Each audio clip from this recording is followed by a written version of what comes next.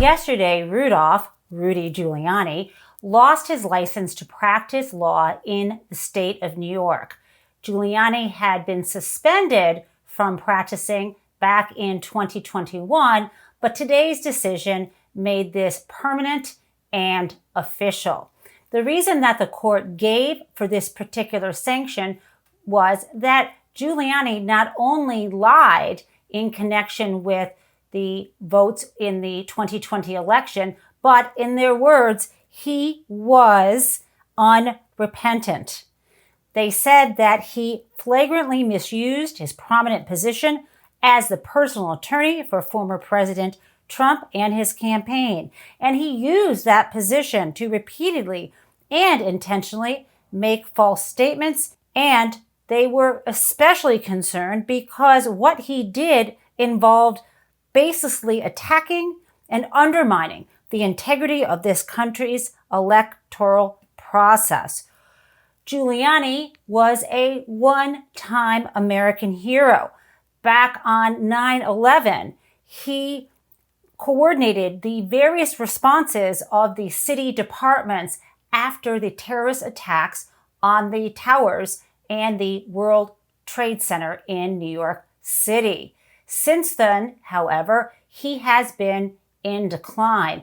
It is deeply tragic that 20 years after he was revered worldwide, he was suspended. And now just 3 years later, he is done from practicing.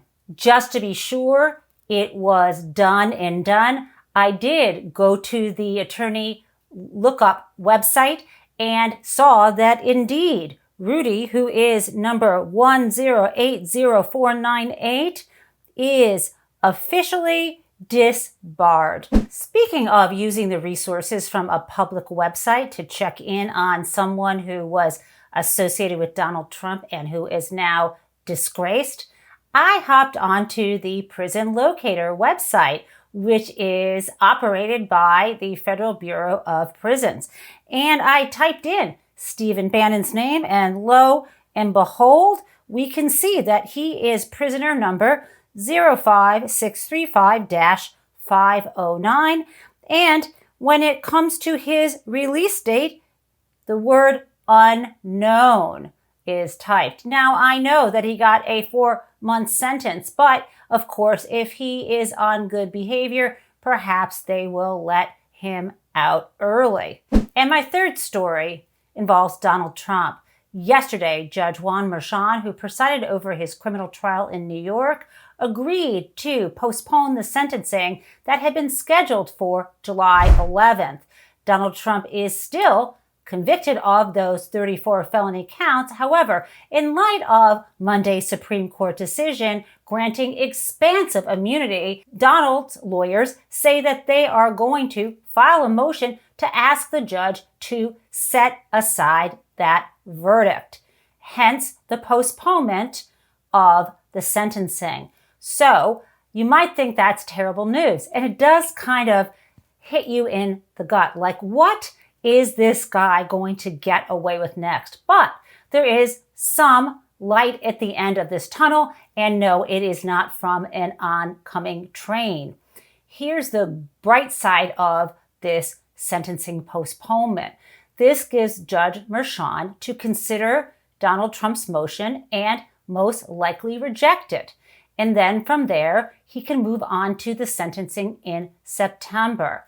There will be a long process where Donald will have to appeal Merchan's decision, rejecting his motion to set aside the verdict, and that needs to make its way up through the state court system well before Donald's lawyers can try to go to his very friendly 6 justices out of 9 at the U.S. Supreme Court. So yes, it's on hold, and it's no longer just a few days before the Republican convention. However, that means this potential prison sentence is looming over him the entire time. So you win some, you lose some. And that brings us to Crazy Town.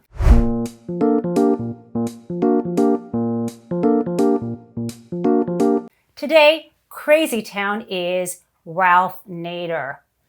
Just like Rudy Giuliani and Steve Bannon, he was once someone who had a reputable career. And in fact, Ralph Nader is someone I used to revere. He founded the public interest organization Public Citizen, which still does tremendous work on behalf of consumers. He is someone who challenged the auto industry when he wrote a book called Unsafe at Any Speed. And it was his advocacy that we can thank for the improvement in safety apparatuses in cars, from seatbelts and later to things like airbags. Automobile companies would not have made those changes if it weren't for people like Ralph Nader. Okay, I've said it. I've paid my respects, but that is where my respect ends. Yesterday, this is what Ralph Nader wrote on Twitter. A dictatorial, unelected majority in the Supreme Court has just rendered America a dictatorial president above the law. Then he goes on. Thank you, Hillary Clinton, whose blundering campaign let the dictatorial Trump become president and led to a right-wing dictatorial majority on the Supreme Court. That tweet has already gotten 4.1 million views. Now, Ralph, you should sit this one out.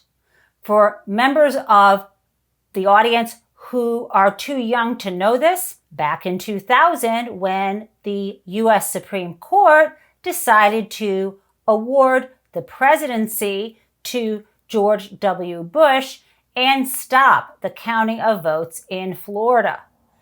At the end of the day, the only reason why George W. Bush won the presidency, even though he lost the popular vote, was due to only 537 votes cast in Florida. That was the margin. And let me tell you how many votes that Ralph Nader received in Florida. 97,421. And you don't need to be particularly skilled at mathematics to understand that 97,000 greatly exceeds 537. And let me also add that if Ralph Nader hadn't insisted on running for president when he stood no chance to win, and given that he was on the Green Party ticket, if he had sat that one out, Al Gore would have been our president. Al Gore, who wrote the book about climate change, An Inconvenient Truth, would have been president. Our world could have looked so very different. So anyhow, crazy town is Ralph Nader, as well as any third-party candidate at the moment who decides to run against essentially the Democratic candidate, Joe Biden, because any third-party candidate will help deliver the presidency to Donald Trump. And by the way, just to emphasize what I'm talking about, you can see my Nasty Woman t-shirt that I am wearing in solidarity with Hillary Clinton, and you can just fuck off, Ralph Nader.